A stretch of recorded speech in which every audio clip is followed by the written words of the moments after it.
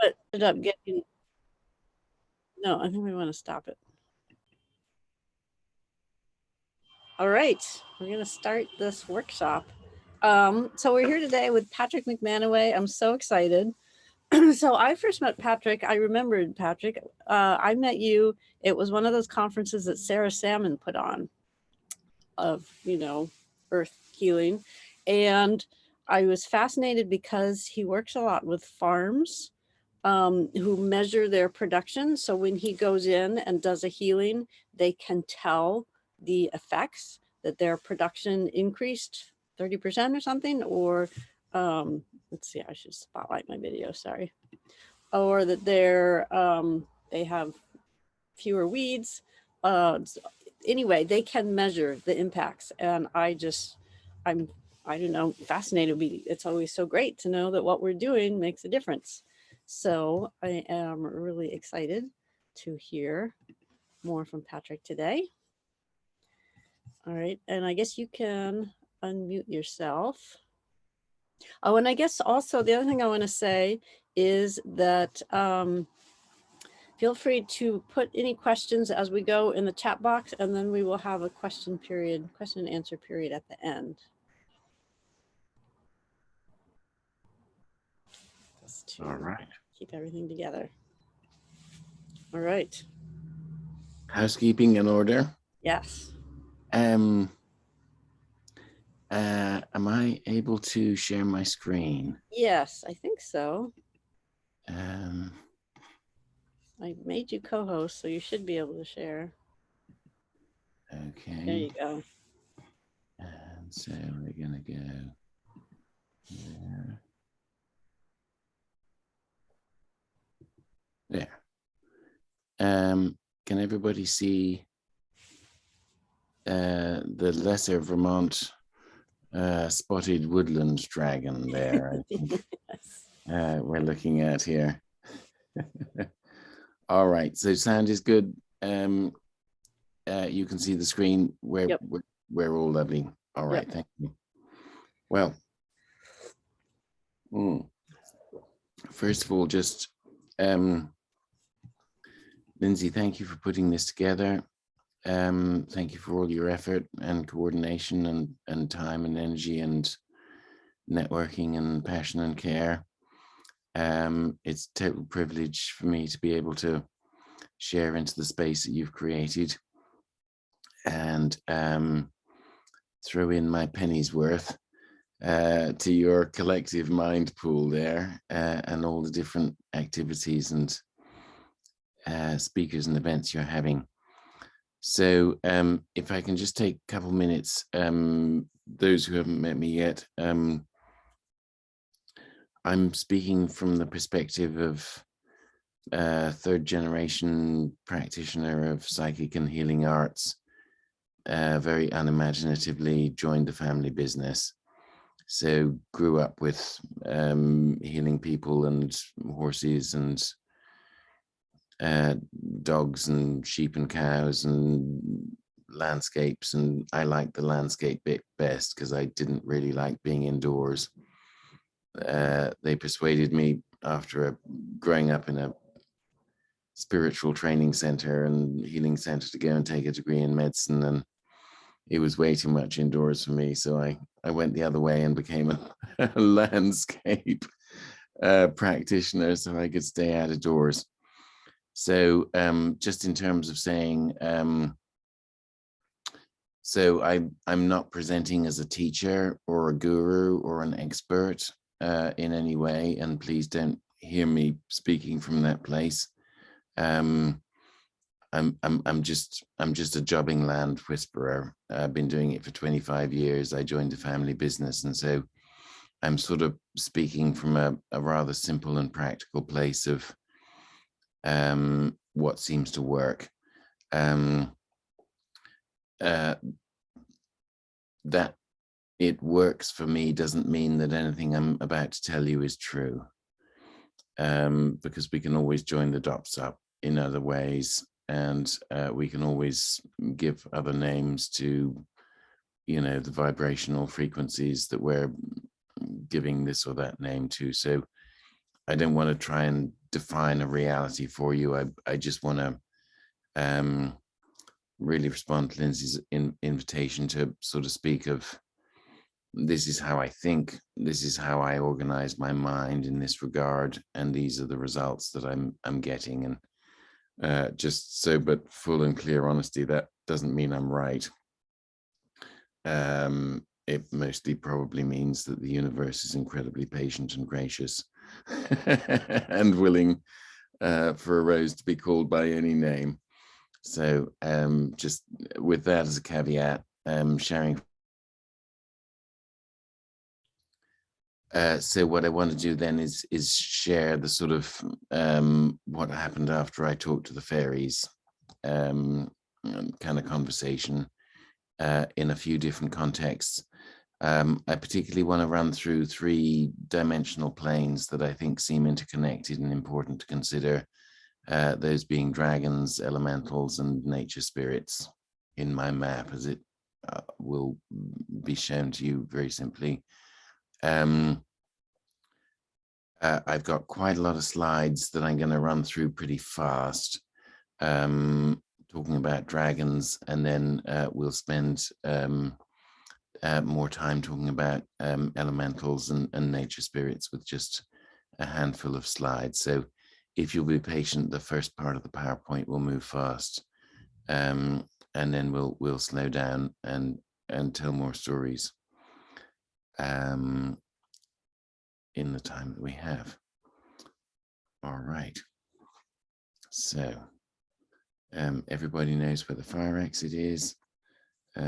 Toilets are identified. As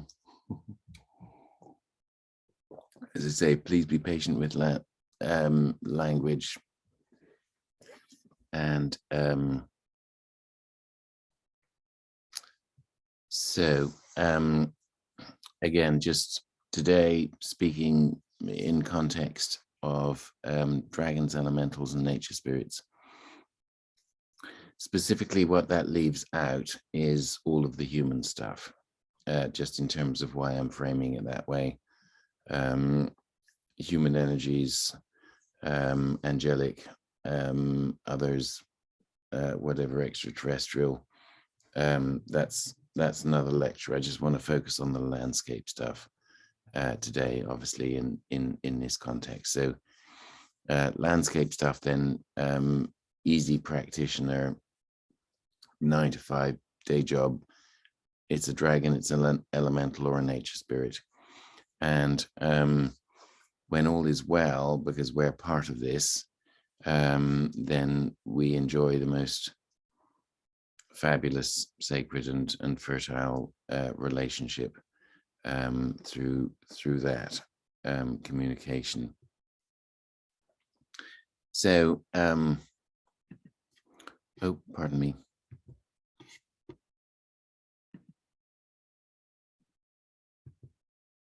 Try to organize my screen so I don't have to. No, sorry. Sorry.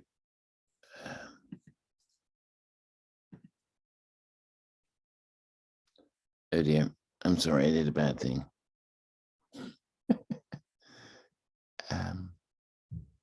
What have I done with my slide? I think if you just hit that, there is a back arrow down in the bottom left.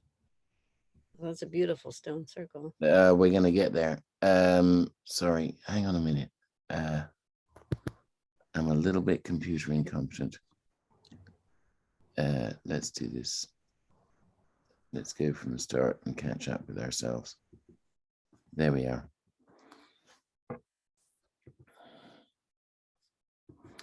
So then, I think I'm preaching to the choir here.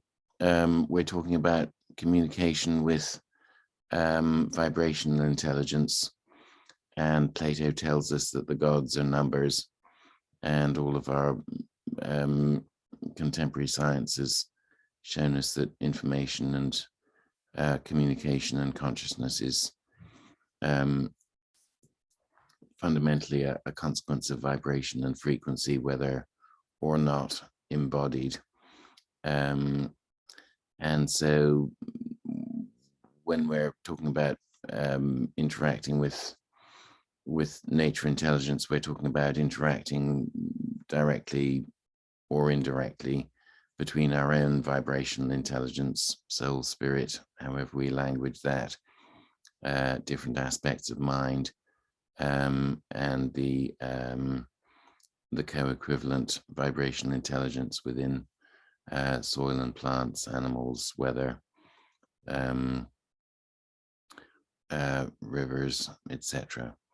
So we're really talking about a communication with the vibrational intelligence, and most of the maps show us that the dreaming comes first, and then the manifestation comes second. So whatever is communicated and patterned in spirit, in mind, in the astral and etheric, then is what correspondingly manifests in the physical realm.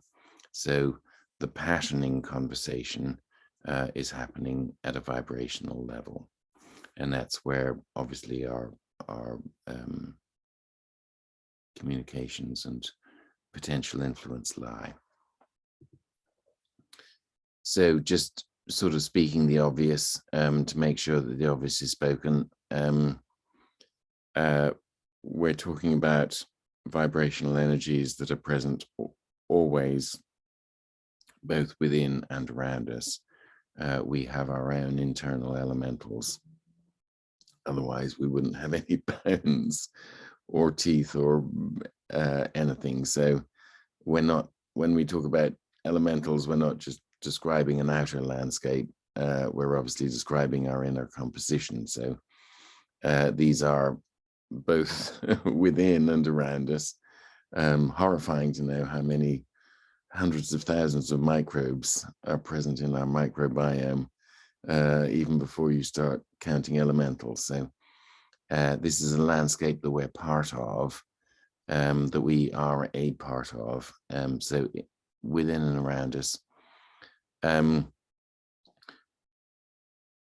Obviously, in this context, they're beyond the range typically of 5 sense perception, but not always. Their manifestation is into that space, but we communicate them with them typically, well, it merges in. But the effects of the interaction, depending on what the system we're looking at, how we relate, and the capacity for the system to play with us.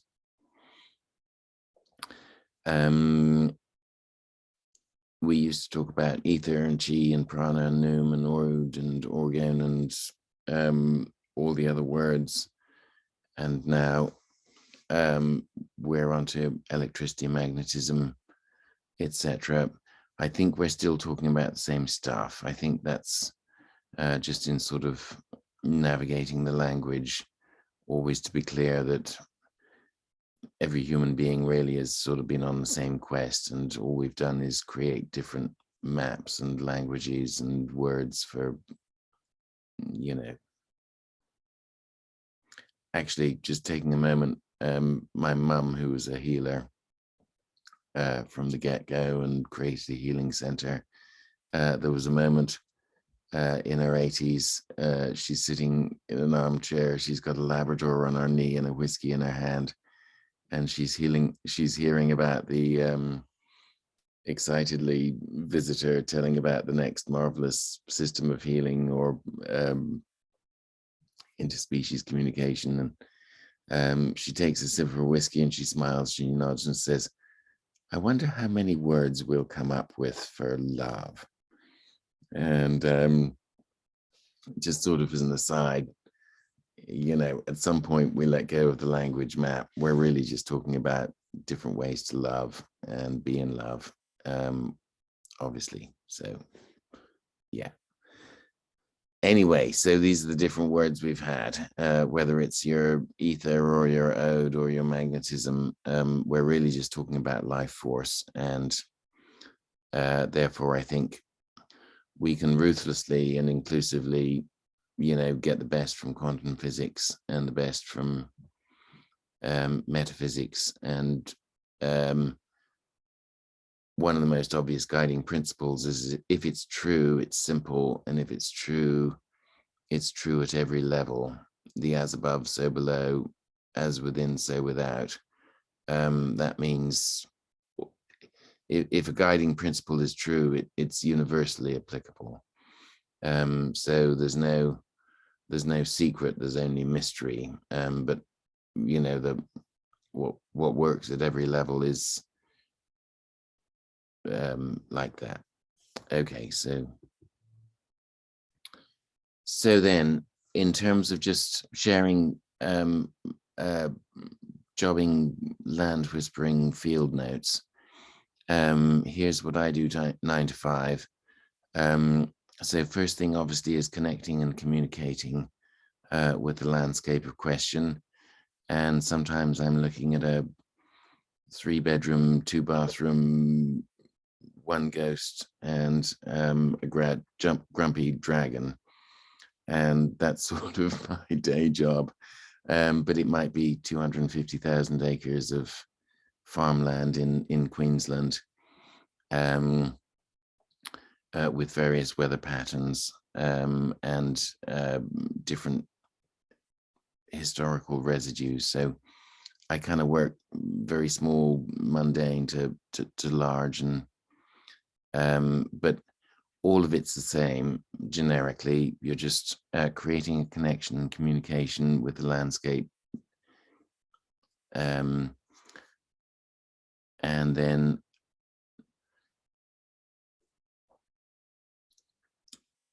classically, again, as a practitioner, the first order of business is generally the healing of hurts. It had a displacement, it had a massacre, it's suicide, a rape, it had a battlefield, it had a business that thrived or failed. Often landscapes are healthy and well, but they've got long histories, much longer than us. So generally, you know, just same as everything, if you want to have a conversation, you want to start by attending to any circumstance of need. And so healing of hurts, whether those are ghosts or residual energies, thoughts, feelings, curses, residual portals, dedications, etc. So that's part of the job. And then onwards from there, obviously, once a landscape is healthy and thriving energetically and connection is made,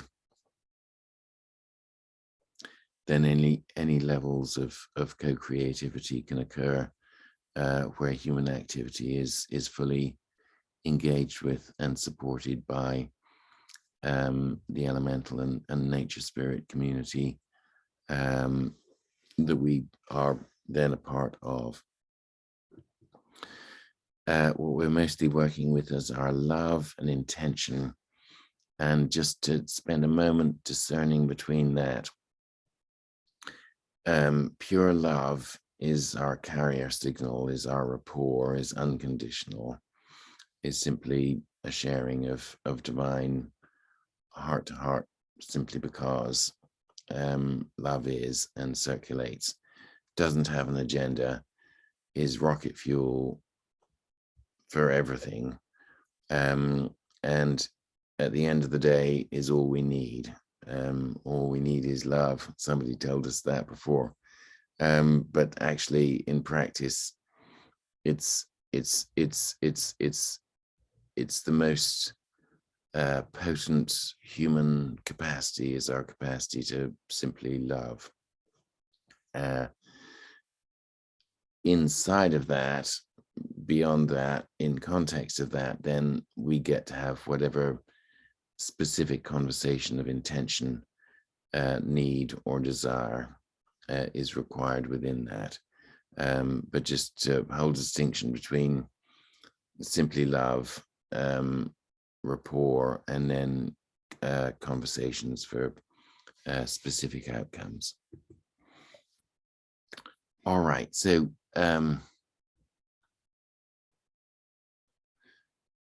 dragons, elementals, and nature spirits.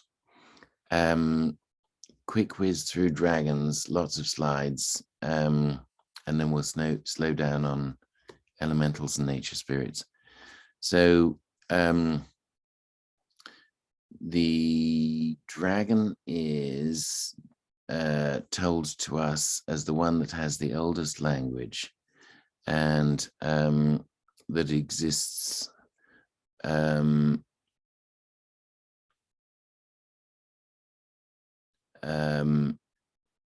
outside of time and space. What we're seeing here is a feng shui image where the dragon is moving, between this yang, this pyramid mountain, Yangji, and this rounded mountain is Yinji. So imagine this is the positive and the negative pole in the battery, in your alarm clock, in your car. And the dragon then is the Holy Spirit. It's the wave of energy that moves between a high and a low point of potential. It's always depicted as a sinusoidal wave, and it's the animating spirit, which is why it has the scales of a fish and the claws of a raptor, and it's a chimeric animal. So what we're seeing with dragon energy is really life force in circulation. And what we're looking at here is what's called a toroidal field. So this is the best 2D image I can give you of what you look like, sort of naked and astrally exposed. So we're in the middle of a whirling bagel, and it's dense enough at the middle of it to hold physical structure. But our space and our energy field actually is, 3 to 8 feet around us, and we experience our personal space most particularly, which typically goes out to about an arm's length. We don't want strangers in there. That feels uncomfortable. You're in my face, you're in my space. But that's the space where we draw our loved ones into, because it's an intimately emotional but non-verbal space. It's where we hug, our children, and, make love to our partners. So we're actually very conscious, particularly of the inner spaces, that they really are our space energetically, and it's important and very specific and discerning what we include in our non-physical approximate space, and that goes out into an intellectual space. So point is in this, so the dragons are the lines in the field. That's your dragon. The dragon is the energy of the containing and defining field. This is the shape of the toroid generically. If you're not one of these, you can't be one of anything. This applies to an atom, a person, a planet, a solar system, a galaxy. And it's the same image that we just saw, just sort of with the cutaway. Earth does the same thing. That's the generated energy field from the human heart. Again, these are just all images of self-sustaining energy fields. But the point is that our dragon then is the meridian of flow. It is the consciousness of the field. So they move through earth, they move through water, they hold the space around us, but they're the animating, life-carrying core principle that holds the field together, that then allows elementals to establish a physicality within which then nature spirits can have a life. So just trying to give you my sort of very simplistic practitioner how to make sense of this whole thing. Dragons hold the thing together. They're actually the consciousness of the electromagnetic matrix the gravitational matrix. And then that stable electromagnetic field allows physicality, elemental consciousness, within which nature spirits and humans can chill out and have fun. Again, just moving a bit quick on you, but it makes sense to me when I tie these things together, and I'm hoping that's going to be good for you guys. So these are images of the planetary matrix that we would call dragons. This is basically a dodecahedron for those of you who are into platonic solids. This is another image of the sort of planetary dragon energy meridian. And then dowsers get into this, and so there's lots of maps of where the dragons run, where the primary pathways of animating energy are running. This one here, the purple one, is the Michael line. This yellow one is the Belinus line. We're looking at the UK, where dowsers have nothing better to do than running around chasing dragons all weekend. And it's good fun. Again, so this is the Michael line, which you guys will have multiple points of reference, but this is a Beltane sunrise alignment line that runs through 20 different St. Michael dedicated locations and multiple other sacred sites. It goes through Avebury and anyway, so there's a lot of solar stuff goes on with dragons. We could talk for a week about dragons, but they're well recognized. St. Michael, St. George in the Christian tradition are dragon people. This is a ley landscape with avenues running towards distant steeples designed at Badminton, the estate of the Duke of Beaufort. Architect by Wright, the landscape artist and druid scholar. So what we're seeing here is the rich and wealthy and powerful hire druids to set them up at dragon hotspots and then fix their ley lines so that they can use whatever they're up to influence the landscape around them. So we've been working with dragons a long time. This one, a line of ancient sites, runs through the center of the Isle of Man, starting with the extreme west and including a stone circle, a standing stone, several earth mounds, and the ramparts of the legendary mountain South Barrow. So again, from ancient times, we've organized ourselves to landscape energies and transposing scale. And the reason for showing you that toroid, there's no difference between a person and a planet.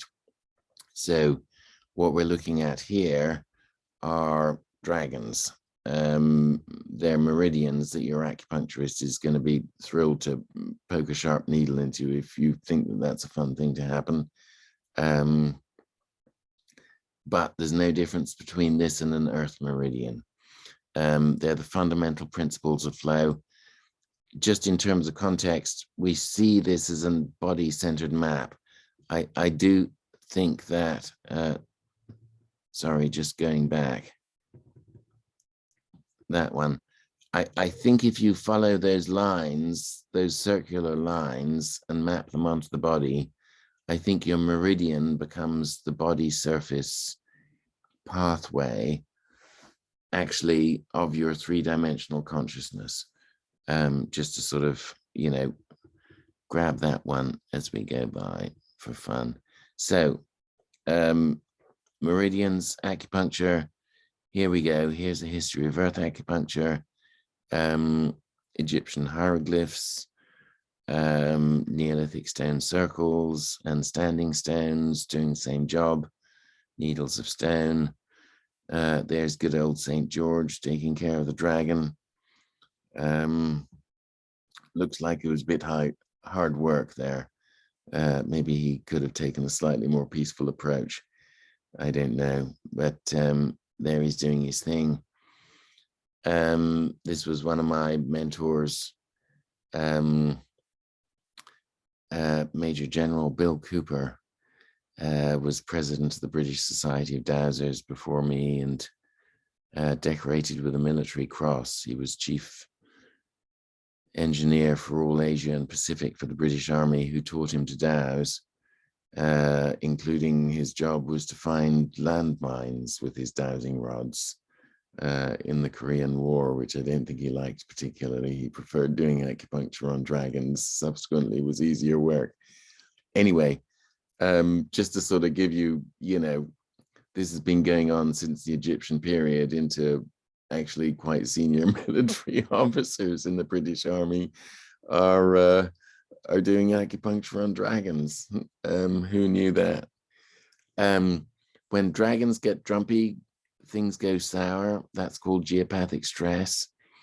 That's again sort of my day job. Plants get sick, animals get sick, people get sick. Make the dragons happy, everybody gets better. Glory and fame and notoriety. But this is a classic.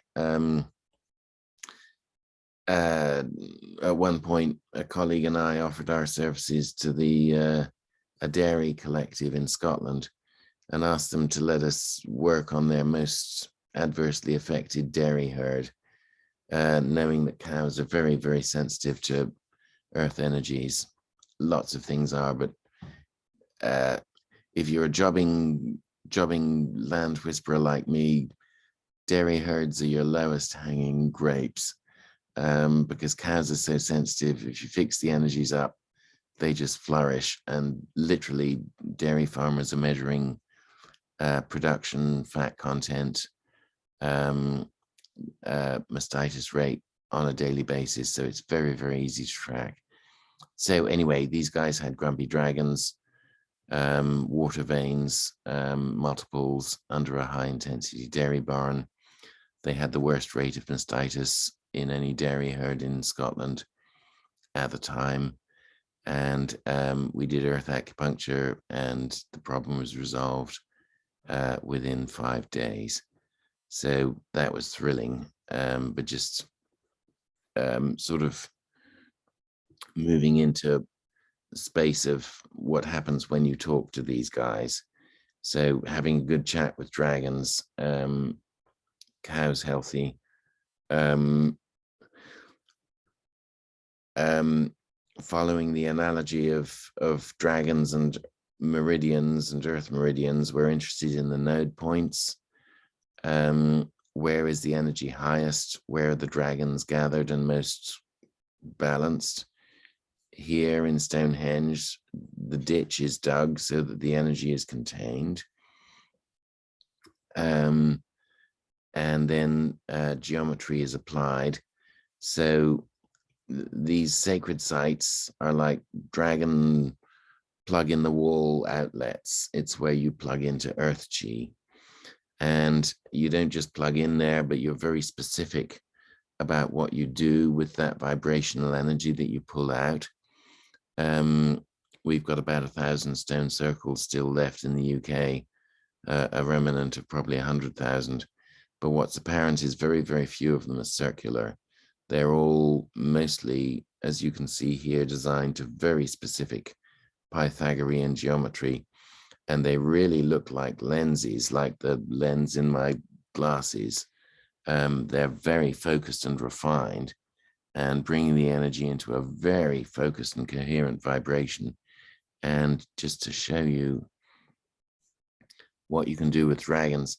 So this is one of the stone circles. As you can see, it isn't circular at all. But this is 450 feet across from left to right. And here's the underlying geometry, is an absolutely classic Vesica Piscis. So the base of the circle is a full semicircle, and then the upper part of the circle is just following the ellipse defined by the inner circles of the Vesica Piscis. Why would you do that on a power center in the landscape? Why would you take core raw earth meridian ship and throw it through a Vesica Piscis? The answer is here, is that it literally creates the musical scale. And by repetitively expanding your Vesica Piscis, you literally define where your frets are on the neck of your guitar. So they're taking this raw core earth chi, they're running it through the most fundamental matrix of a musical scale, and number expressed in time is music, is harmony and rhythm. Number expressed in space is physiology, architecture, structure. And so by amplifying a coherence of the pure perfect musical scale, what they're doing is they're amplifying the life force of coherence that then is available to plants and animals and people in the landscape generally. So it's pretty smart stuff. It looks a bit primitive, but I'm impressed, honestly. And so just keeping with dragons for a moment more, and then we're going to move on to elementals and nature spirits, but just to impress you about, because I think as a practitioner, I can't leave any part out. If I'm engaging a landscape, I can't just talk to an elemental without figuring out what's going on with a nature spirit, or, the dragons. Also, there might be human stuff. Again, another lecture, but you kind of got to do a bit of a 360. So just before we leave dragons, then what happens when you get your dragons super happy? Here's what these guys did in 1990. They took South American indigenous corn seeds. They did a proper trial, planted half of them in a greenhouse, took the other half up the top of a pyramid, left it there for 24 hours, then planted them in another greenhouse, see what happened. Net on net, increase in germination rate, increase in pollination rate. For the sake of leaving corn in a happy dragon spot, they got a 300% yield increase on their crop. I thought that was mind-blowing, and then I got to do almost the same locally here, small biodynamic farm. I was working with their dragons. We'd made a little stone circle. They got involved in a rice growing trial, 5 farms here in Vermont, and 4 farms pulled off a 25% germination rate, and we pulled off a 100% germination rate of the rice inside our little stone circle with happy dragons. So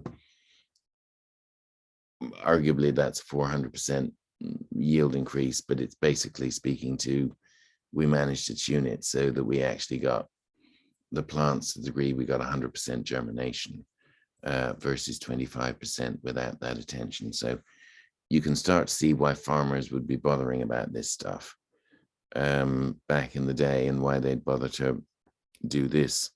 Here are cows happy in a stone circle in Northern Ireland.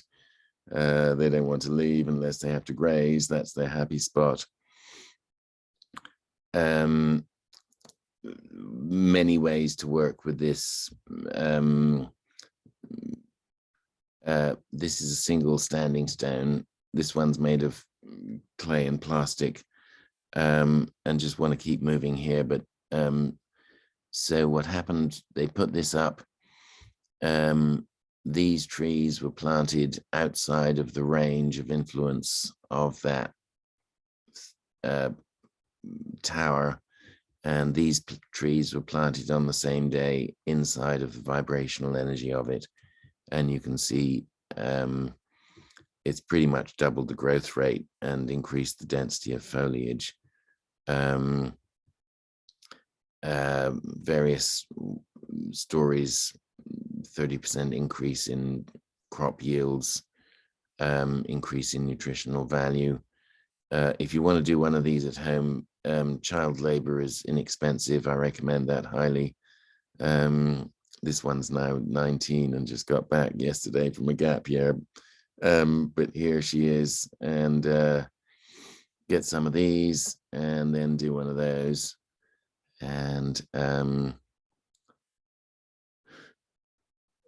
so, but these are all ways of managing terrestrial energies. This one's in Queensland, has doubled farm fertility since installation. This one's in New South Wales. Anyway, so when your dragons are happy, it's really like going to your acupuncturist. Everything else, the dragons are carrying the fundamental life force. And so we want to pay attention to those, because if they're not right, then, you know, there's a sort of dissonance literally in the field. So then, so dragons are the rug that holds the room together. And then that allows the presence of elementals. And so I know there's a lot of different and diverging, and I sort of started by trying to speak to this.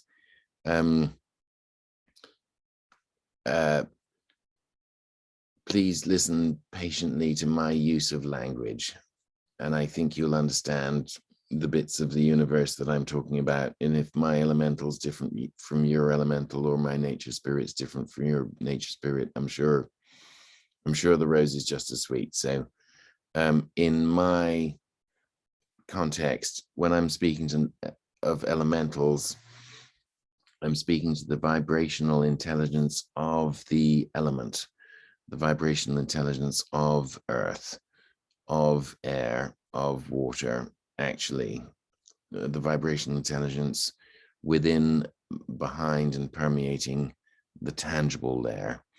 And then for me, the nature spirits are then the inhabitants of that space. So I have a co-equivalence then with the gnome and the soil. When I'm working the soil, I'm speaking to the gnome either with my hands or my mind. So just in terms of organizing there. So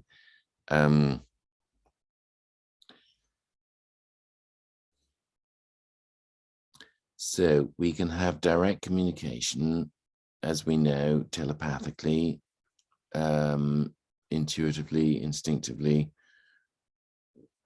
with these dimensional planes. If you hook yourself up to a mind mirror, beta, alpha, theta, delta states, working with elementals, I think it's easiest, I find, to work in theta.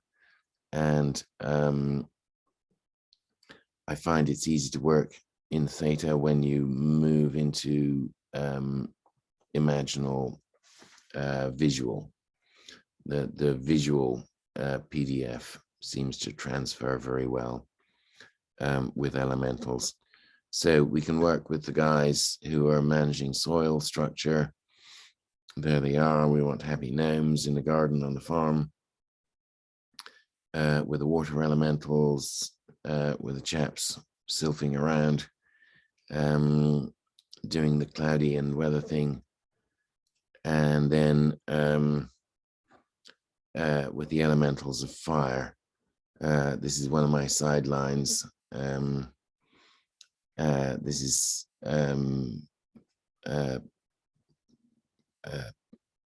well, speaks for itself. This is us relating to fire. This is the mother of my child, and my own firewalking instructor.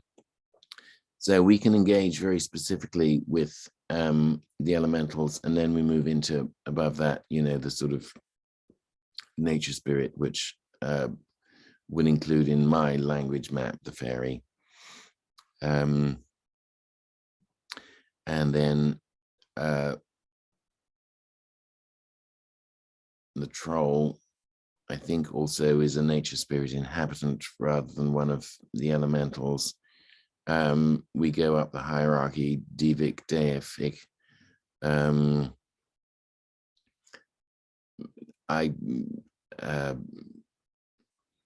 I come from an island called Britannia, Britannia, and Anya is the name of the Celtic landscape goddess. If you've heard of Beltane, that's the marriage of Bel, the solar deity, with Anya, who is the landscape goddess.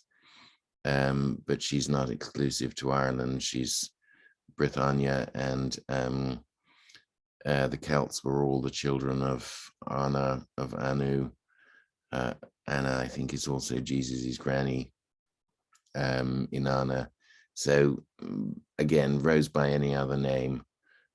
Certainly in the Celtic traditions, Anna is a designated name of the landscape aspect of the goddess, who I don't know how you pair this all up, but I orient my mind towards Pan as a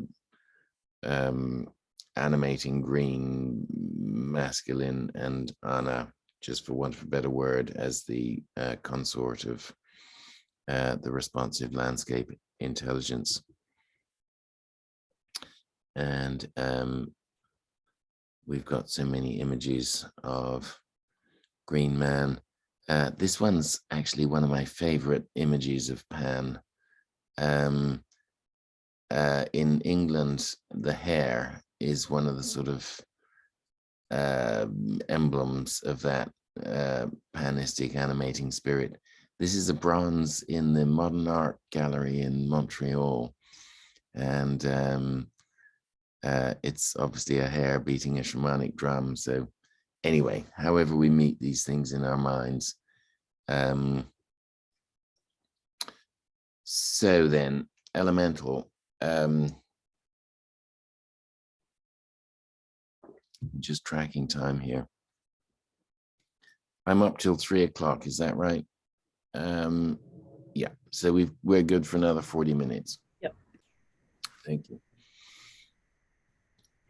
All right. So thank you. That was all a bit theoretical, and then dragony, elementals, nature spirits.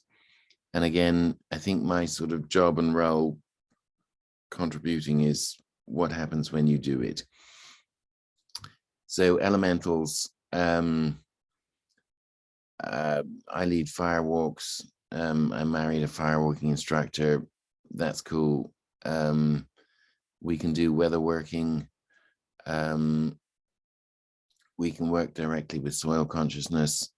The easiest one just to talk about, but they're all the same and equal, and I could talk lots about all of them, but water, because of Dr. Emoto's beautiful pictures, has become the sort of most easiest touch and feel mind reach in terms of elemental communication. So I'm pretty sure that all of your crowd will be well familiar with this, Lindsay, but just very quick review then, and reading for you. The photo on the left is of an ice crystal frozen from severely polluted water. Photo on the right is the same water, refrozen after having been blessed. So that's what you can do with your mind if you put it into water. And then he's given us these most fabulous pictures that just, you know, you don't need to go to church. You just need to look at these and to be completely convinced. Notice the gratitude, by the way. Here's the thing, just in passing with these, because I'm sure you guys are familiar with this. Look how complex compassion is. Look how simple gratitude is. Look how simple wisdom is. Just pointing that out.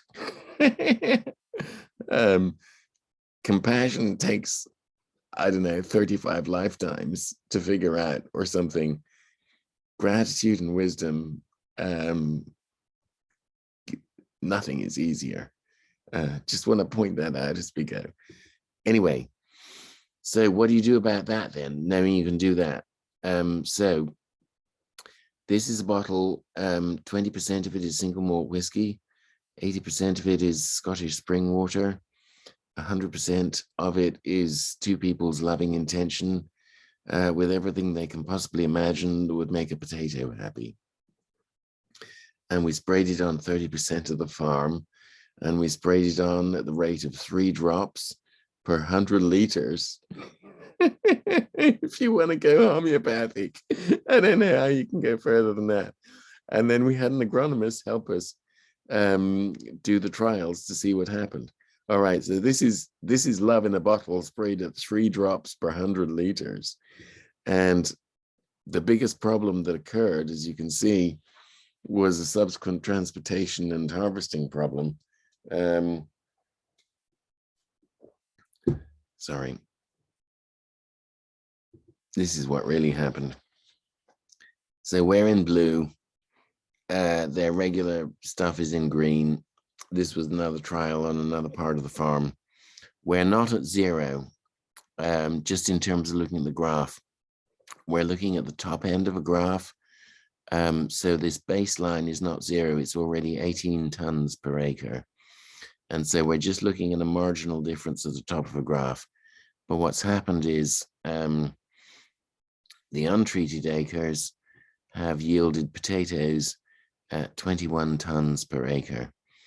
And the treated potatoes with love in a bottle have yielded at 27 tons per acre. So that's an extra 6 on top of 21. Somebody clever than me will do the math, but we're over a 25% yield increase. We're pushing 30% on that. 3 drops of love per 100 liters. This was probably worth $500,000. So now we start to think maybe it's smart that we bless the water, and it's been done all over the world for all over the time. So the story I want to tell you here, again, just to try and, notes from the field. Are they really listening, and what do they do if they hear us? So here we're blessing a borehole on an Australian farm. And because it's dry out there, what they do, they have 120 paddocks, and they literally move their livestock every day from paddock to paddock. And then they don't come back for another 3-4 months. It's a rotation, so they don't overgraze.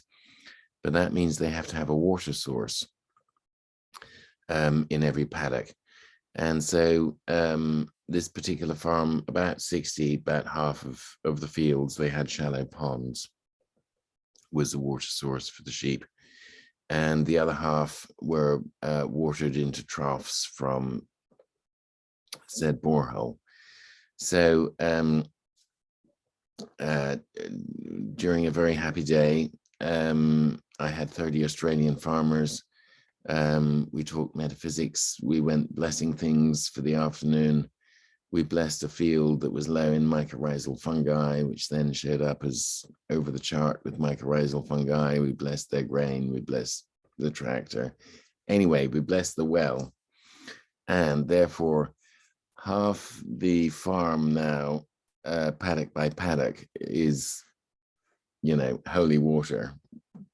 Fill in your own words. And half is not.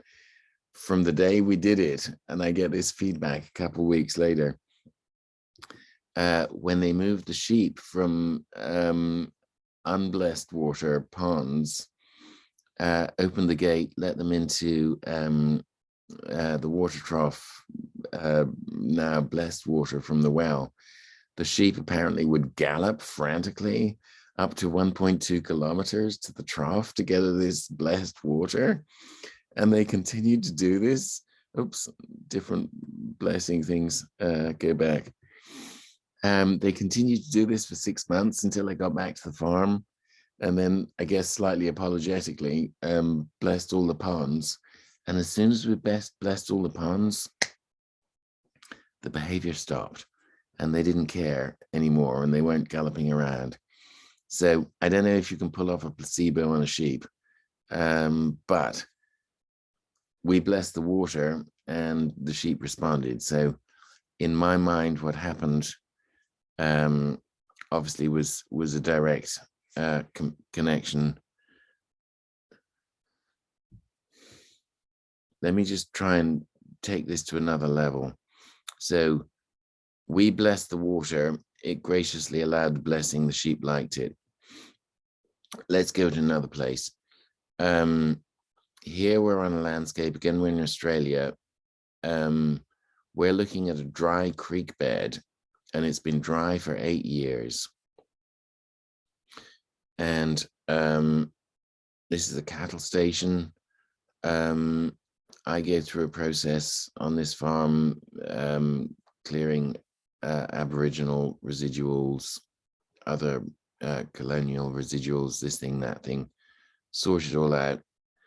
Have a good old chat with the elementals, let them know that there's livestock grazing. Again, within 72 hours, this happens. Now, this is without rain anywhere in the neighborhood or anywhere upstream on their river system. And more embarrassing than that, it doesn't extend beyond their fence line, either up or downstream.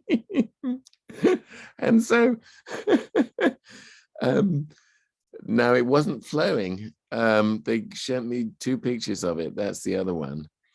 So this is, I mean, you never get to take the before pictures to get the after ones. This is just a random. So without rain, with elemental communications, we go from that to that in 72 hours.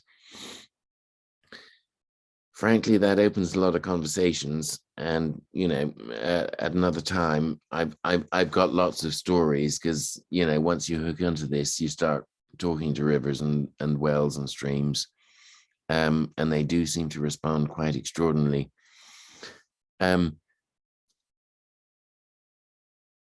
It wasn't flowing. I think the water was already in a gravel bed, probably 2-3 meters down, and it simply came up to surface.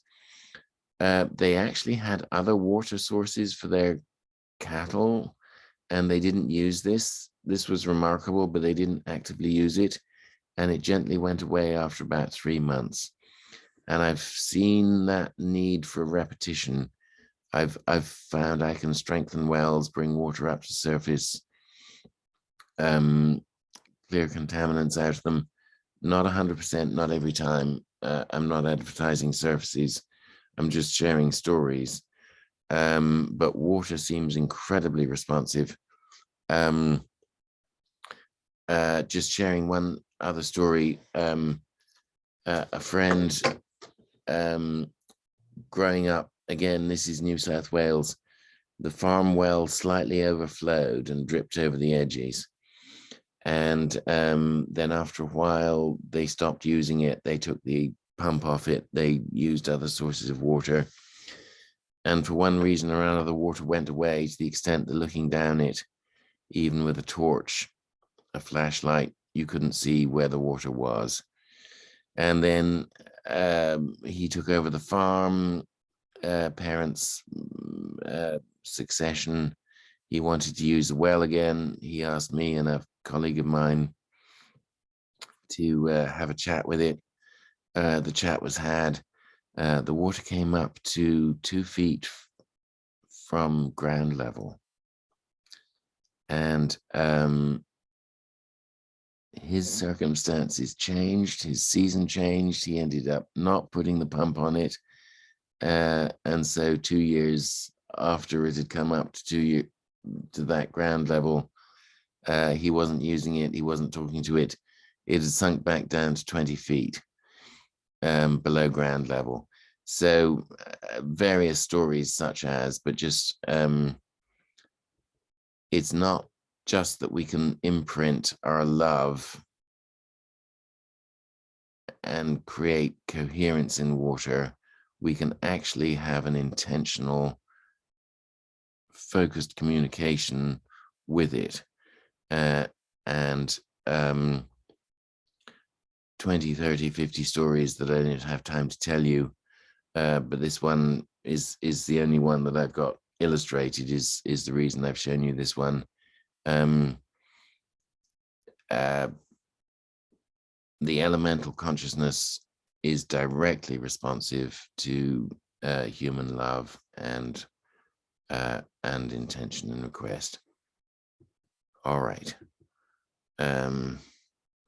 It's an ill wind, they say, that blows no minds. I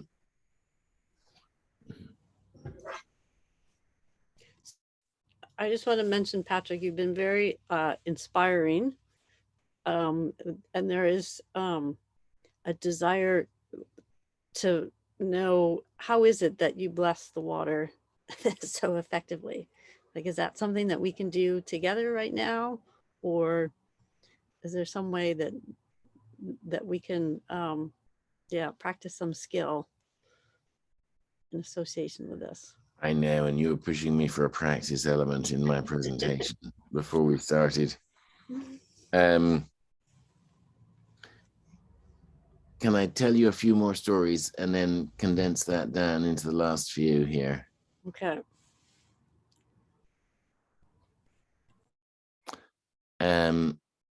Nature spirits, plants.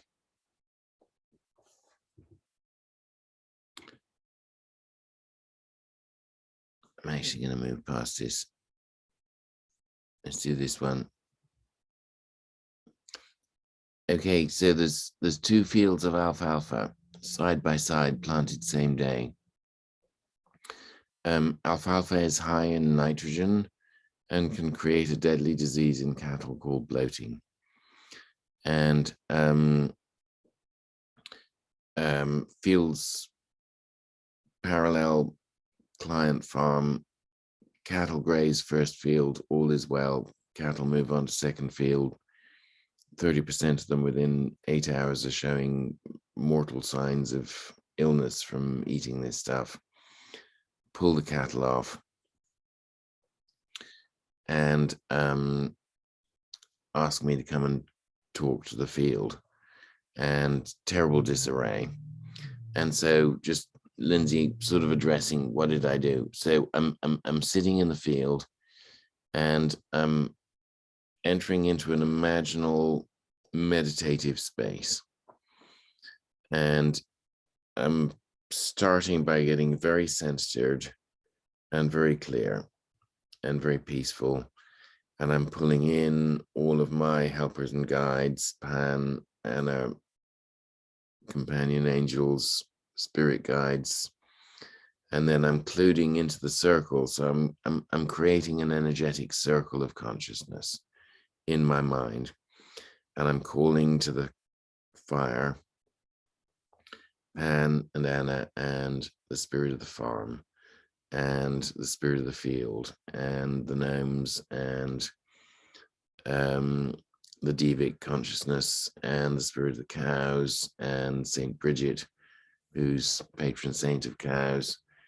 And so I'm calling in my mind into my sacred circle, in my prayer space, my imaginal space, everybody who I think is got an invested interest in this. And I'm trying to not forget to invite the 13th fairy, right?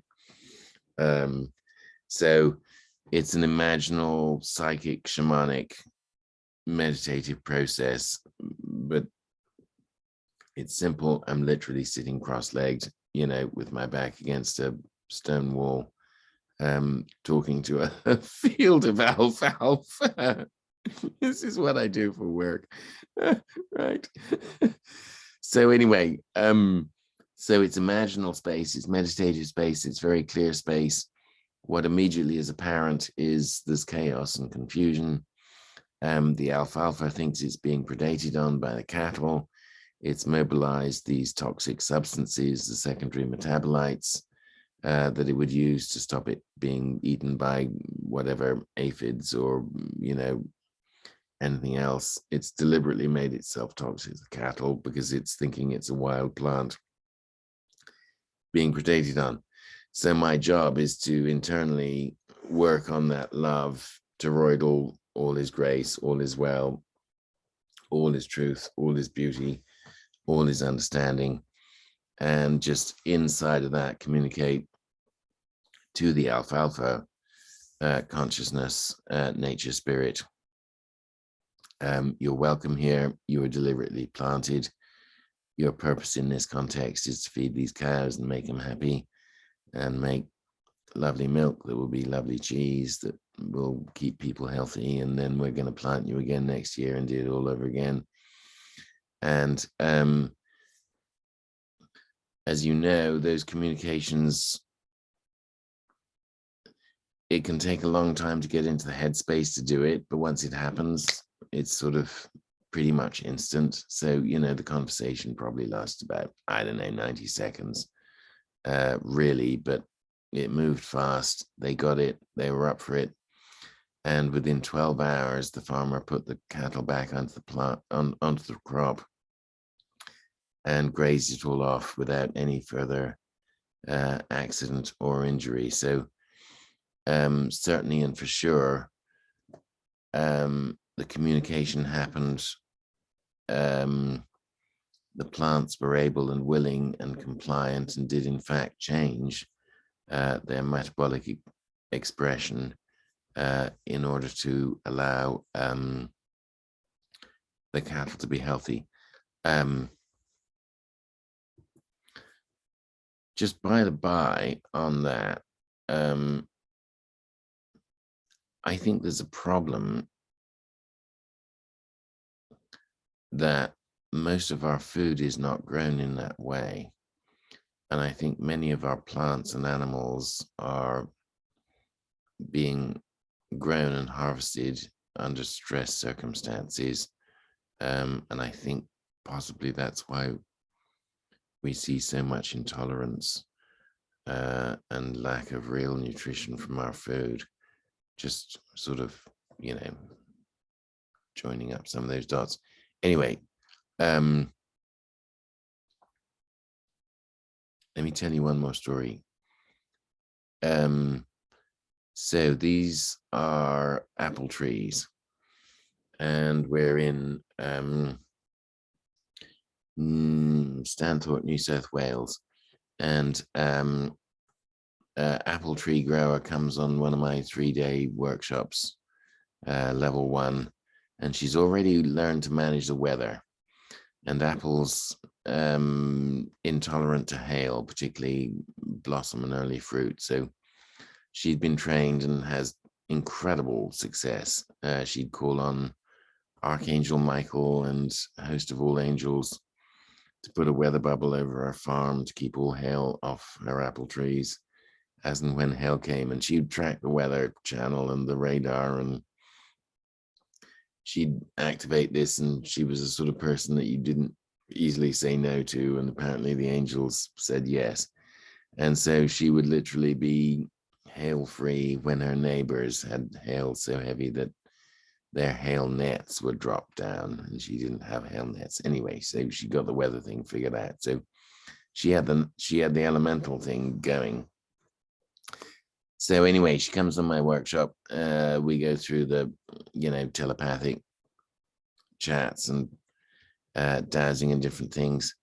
And she gets into this intense communication with her apple trees and chatting to them multiple times a day. What do you want? What do you need? Fertilizer, manure, water, homeopathics, whatever was on the menu. And this is all going well, and they're looking great. And then she enters into a conversation with them about the harvest. And she's under a circumstance, because she's selling to a supermarket, whereby an apple has to be this size by this size in order to be sold as an apple, this many millimeters by that many millimeters. And so in order to harvest her apples at that designated supermarket size, she's got to do the harvest the whole way through the orchard 3 times to pick as they're ready. So she has this chat with the apple trees, and she's got the whole thing going. And bless their hearts, that year, she came back to my level 2 with the apples, which had a Brix reading unbelievable. I've actually never tasted an apple like it, But the big story was spirit of the orchard, spirit of the trees. 98% of the apples matured at once to supermarket specification size. And so she had to do one harvest instead of 3. And so the trees obviously helped her out in that regard. So, Lindsay, I've rabbited on, but I hope I've thrown a few threads into Talk to Dragons, 60% reduction in mastitis in dairy herd, Talk to Water, comes out of the ground enthusiastically, sheep gallop to it, Talk to Trees and Plants. They can change not over their ripening and harvesting, but also and specifically, and just maybe leaving this as a thought. I sort of mentioned it, but moved by it. If we do not talk to the Devic community and the plants that we eat and love them as they grow, as per that story, they literally respond as to a predator context, and they make themselves indigestible. And so, you know, outside of all abstraction, bless your food. And if you get a half a chance to bless the demons and elementals and nature spirits associated, because if you do that, you'll be nourished by it. And if you don't, you know, like that. Anyway, sorry. There we go. More from me on the website there. PatrickMacManaway.com is sort of informational and consulting, and the Simply Good website is not very much, but random books and CDs that I've created. So if we could cover maybe 2 practical things. So blessing, and is it sometimes it's one of those things. I think we humans, we try to make things more complicated than they are. Blessing is really moving into your heart space, feeling love, sending that love, that pure, unconditional rocket fuel, as you called it. I think that's one of the most important distinctions, honestly, we can make, Lindsay. Again, we sort of come back to language. What do we really mean by love? Often we, you know, think of it as sort of romantic or emotional, all of which it is. But it's really pure source chi. And that early slide, the distinction between, I hate the word unconditional love because it's an oxymoron. You just said 2 opposite things. So, you know, find the better word: simple love, pure love, divine love. You and I probably grew up calling it unconditional love, so but I don't like that word for that thing. But I think ethically we're always allowed to love unconditionally. Specifically, here's the edge: it's whether the love has intention embedded in it or not. So if I'm just expressing my love, you know, into the space that I'm speaking to now, and the people who are present listening to me, with no agenda other than to share in a loving way whatever is inspired to do that's helpful into your space. So if, I don't know, this actually probably isn't a good example because I'm speaking to you specifically and telling you specific things. But so 3 steps back. The difference is whether we simply love and bless a thing for no reason other than we recognize its divinity, and we know that by doing that, we're all one, and we're just loving it for the sake of, spreading the love, versus I love you for as long as, you put out my trash or do my dishes or my laundry or show up as my plumber or my electrician or my, you know, so it's an issue of agenda. And so I think a true blessing is where we just confer love without agenda of any kind. And then I think there's no, if we do that, it seems to bless everything, and it seems to have no karmic consequence and no negative downside. I think in all of the ways that I've looked at this, God, goddess, karma, never grumpy if you just spread the love around. And it seems like the most useful and powerful thing a human being can do is that. Once you, so that, and then when you do that, you create rapport, obviously, with the thing that you're thinking about. We create a psychic connection with whatever we hold in mind. And if we establish an unagendered love first with that thing, then it gives us the space to have a specific conversation about, would you grow my carrots, or, put a bit more water in my well, or increase, the fertility rate in my sheep, or so those are agendered conversations. But I think it's always safe and probably ultimately most useful thing of all just to bless a thing, to bless the space between ourselves and a thing. And again, meaning just fill it with unconditional love. Insert a better word, simple love, divine love. And then, as required, into that connective rapport, we can have the specific agenda conversations of co-creativity on any project like that. Right.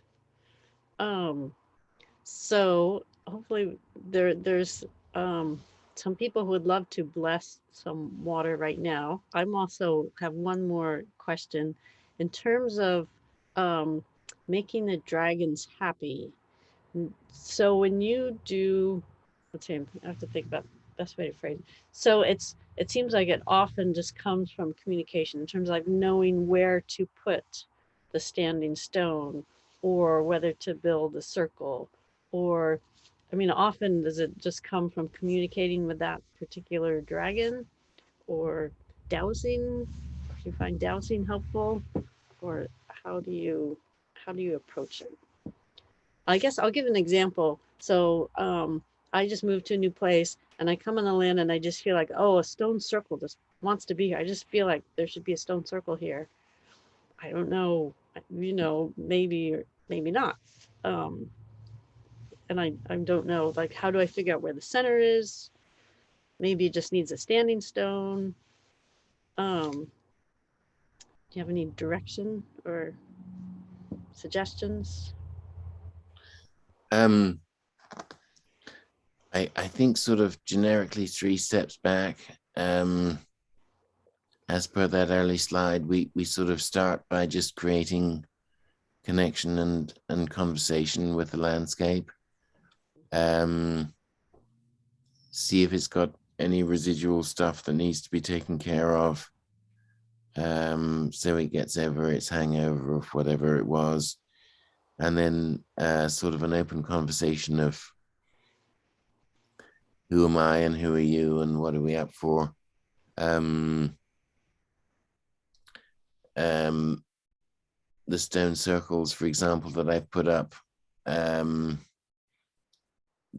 they've either had a very focused spiritual relevance for a church or a community, or they've been farm, infrastructure. So they've sort of come out of the conversation rather than being a good idea that we wanted to go and do a stone circle. It was just, the land seems to be calling for that in order to increase or enhance that particular quality of resonance or relationship. So I guess I'd probably never start with any preconceived ideas. I think the fun is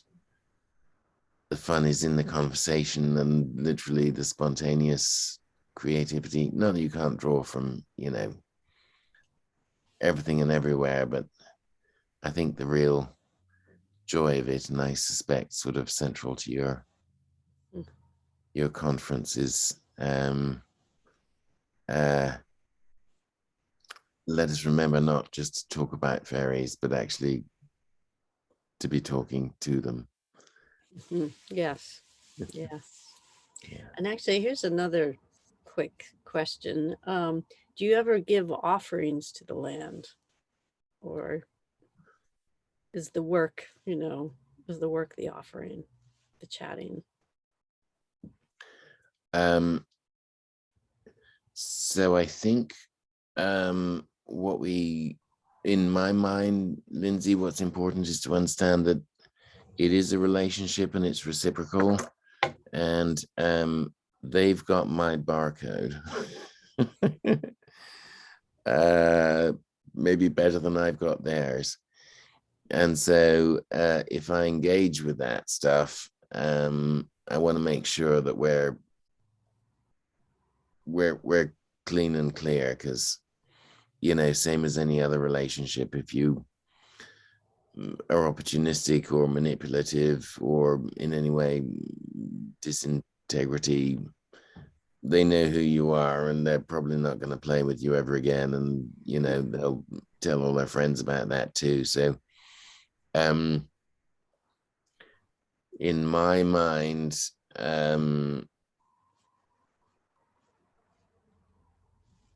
the sort of physical offering, if you choose to do a physical offering, is an embodied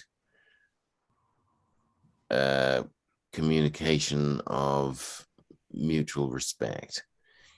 And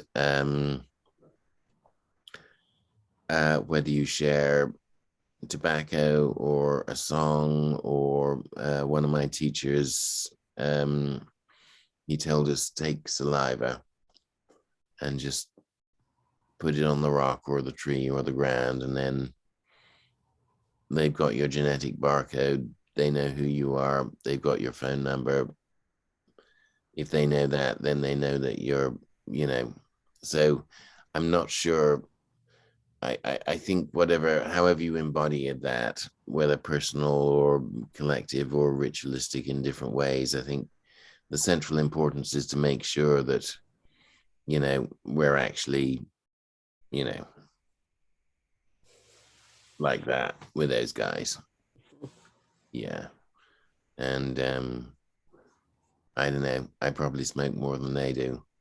I think they want this more than more than a cigarette. Anyway, sorry. All right. All right, and here's another just a very modern day question. In terms of the, everybody's talking about the 4G and 5G, or the I don't know, is it electromagnetic? But this energetic imprint that the humans are creating, do they affect the dragons at all? Is that something that we could address?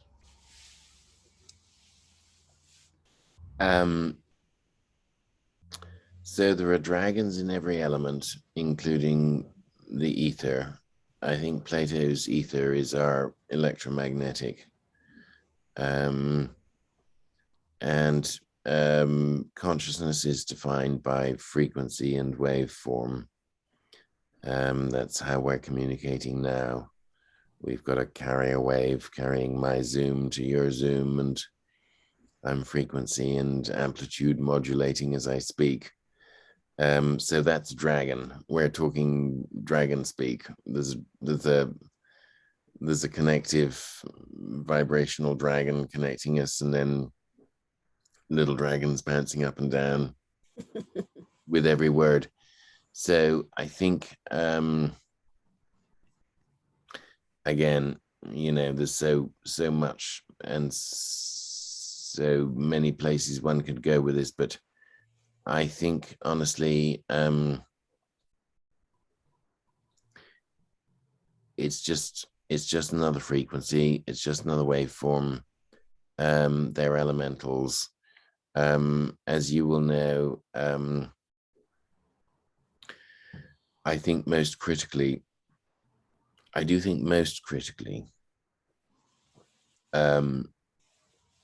division is between whether we engage with dragons, elementals, and nature spirits by conversation, communication, invitation, and request, or whether we harness them under manipulative intention. And what's clear to me is they don't really like the manipulative bit. And so in terms of working with that stuff, again, lots of conversation more, but just generically what I'd say is we can set those elementals free from the manipulative binding that they're being subject to, that is dissonant and anti-life in any way. Yeah. So I think we can engage directly with the spirit of the 5G, with the dragons of the ether, and bless them and love them, that they may be whole and clear and pure and fully restored to grace and natural integrity. Mm-hmm. And actually, that reminds me of someone else who's been to Fairy Congress, Brian Beska, who works with copper, energetic copper tools, where he makes rings at certain hertz. But anyway, so he will use his energetic tools to work on cell phone towers. So they are actually become towers of light and love. And so I guess there are ways to work with that frequency. Yeah. Just add more love. Yeah. It's the same in the kitchen. If it doesn't taste right yet, just add more love. Right. Might be in the form of salt or Worcestershire sauce.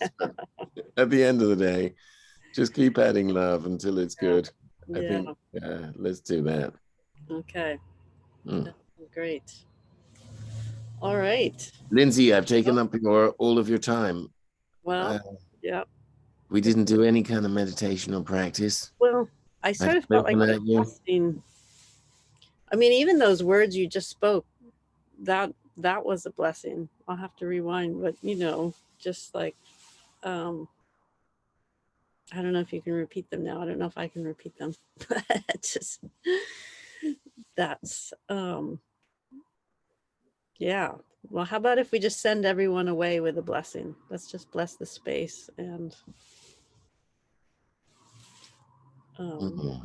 lead us in that.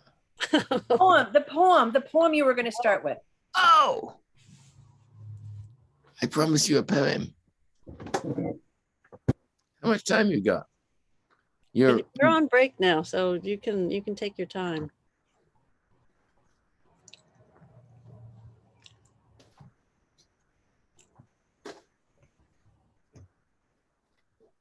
I promised these guys a poem while we were waiting, while you were organizing yourself.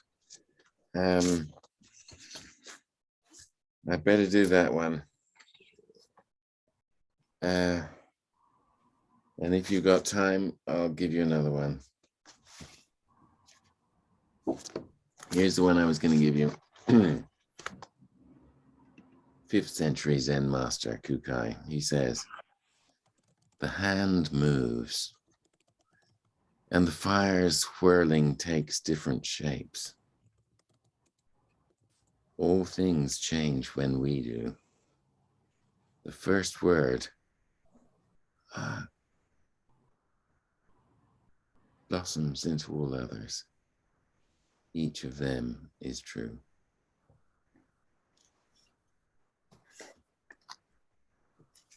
That was what I was going to give you. There's lots here. Hang on a minute though. Let me just send you off with one that's not very metaphysical or deep, but I would love to send you off with just as a turn on the day. Here we go. This is called the orange. And this is just, oh gosh, we could go on. Anyway. At lunchtime, I bought a huge orange. The size of it made us all laugh. I peeled it and shared it with Robert and Dave. They got quarters, and I had a half. And that orange, it made me so happy, as ordinary things often do. Just lately, the shopping, a walk in the park. There's peace and contentment. It's new. The rest of the day was quite easy. I did all the jobs on my list and enjoyed them and had some time over. I love you. I'm glad I exist. Anyway. We should probably leave it there, Lindsay. That's a lovely note to end on. All right. Let's be glad we exist. Yes, yes. And share our. You're welcome to unmute and say goodbye. Thank you. Thank you. Love, love, love. This was incredible. Amazing, It was so incredible. good. Thank you. Changing life support. I hope you teach. Thank you. Thank you. Thank you.